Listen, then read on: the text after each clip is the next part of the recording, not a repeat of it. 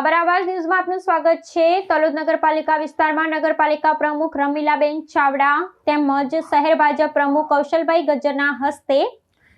ગંગારામની ઘંટીથી તલોદ મઠ સુધી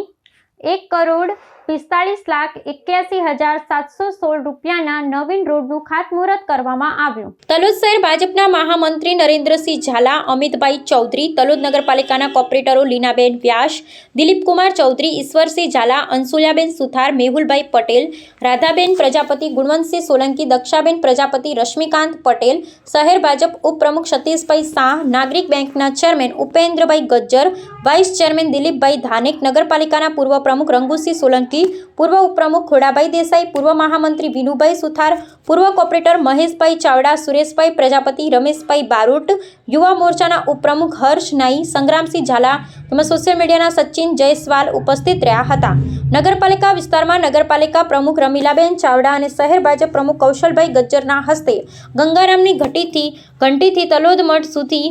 1,45,81,716 રૂપિયાના નવીન રોડનું ખાતમુહૂર્ત કરવામાં આવ્યું। આ સમયે તલોદ શહેર ભાજપાના મહામંત્રી